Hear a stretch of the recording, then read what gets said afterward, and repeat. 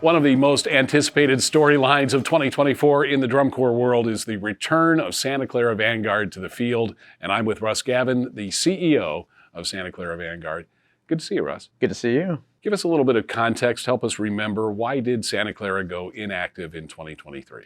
In December of 2022, the board decided, they looked at the landscape in front of them and they knew they could not give the members in the activity the experience that Vanguard prides itself on. And they made the decision to take a hiatus, try to get the affairs of the organization in order, and return with that full experience, both for the members, the fans, all the stakeholders, to make sure that the next time they took a step on the field, it was the Santa Clara Vanguard. What's made the return to the field in 2024 possible?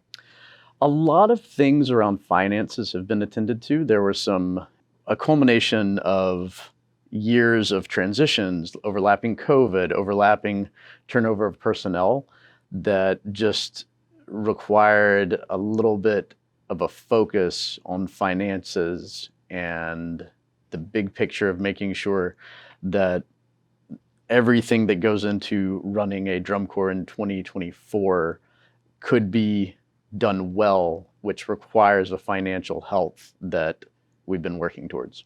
How about staff and members? What are we going to see from Santa Clara in 2024? One of the coolest things about coming in at the time I have is that the staff of the Santa Clara Vanguard remain largely intact from what they were the last time they took the field. Going into rooms with our brilliant design team and our brilliant instructional staff has been a highlight of my time in the role. And it's a reminder that this is an organization that those people stayed committed to. Some of them worked somewhere else or came back. Some of them just waited for us to come back. But they're coming at this season ready to give that amazing experience, that amazing product to the activity. And I do think that continuity of staff is an absolutely critical piece of what we're working towards. Because if we didn't have that, it would just be different. But it's why when I look at a student and they're talking to me about potentially becoming a member of the Santa Clara Vanguard in 2024, I say, I envy you. You're going to get to learn from these people. You're going to get to perform this kind of a product with these elite artists. It's going to be an amazing experience for you. Come on down. I envy them. What has the audition process been like? What's the interest in members, both returning and new members? The audition cycle has been very healthy for us. We have seen a similar rate of interest as we saw going into last season. So coming out of the 2022 season, it's been relatively unaffected. We do have a number of veterans who have come back. We have a lot of students who are coming to us from the Cadet Corps from 22. Very excited. Our drum major, who was the drum major of the Cadet Corps in 2022, wouldn't be our drum major of the A Corps in 24. And so we're seeing a lot of that love for the organization from the people who previously experienced it. I know that you are out there communicating a lot with the public about Vanguard and about the rebuilding process. Where is the best place to get accurate information about the Corps? If people go to our website, scvanguard.org, I would recommend them go to the Vanguard Voice sign up. Vanguard Voice is an email that we send out. It gives both updates from me personally and general updates from the organization. That is the mechanism I'm using to get my CEO updates out into the world. So anybody that wants the most current events, go sign up for that newsletter and you're going to get it. You are also the director of the Leland Stanford Junior University Marching Band, the Stanford Band. Yes. A band that was at one point suspended. That's when you took over, brought it back. Obviously a big challenge.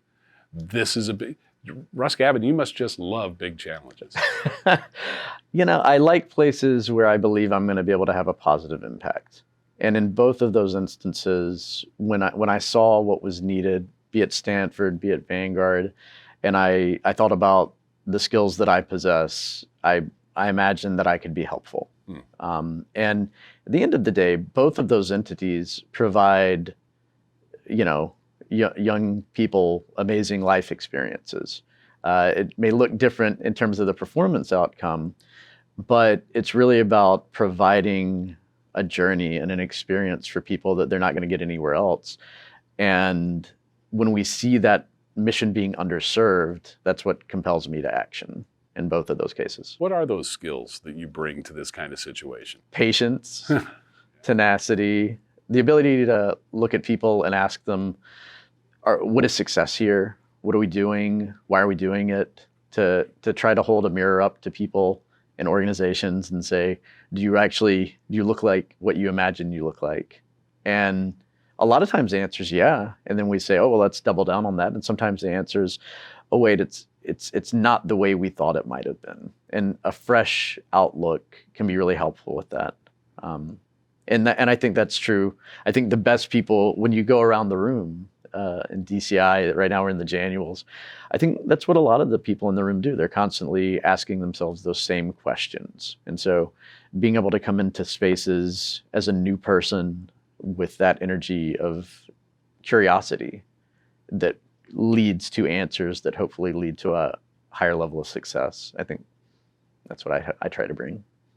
Speaking of curiosity, you have no doubt, how much Santa Clara Vanguard's fans love the Corps and how deeply they cherish tradition and things like the symbol line and the uniform and all of these things. What can you tell us about what Santa Clara Vanguard's going to look like going forward? One of the benefits I have in this role is that I am a fan of the Santa Clara Vanguard. When I was 14 years old in Boston, Massachusetts, I was on about the 35-yard line when that drum corps hit the company front hit and played Great Gate of Kiev.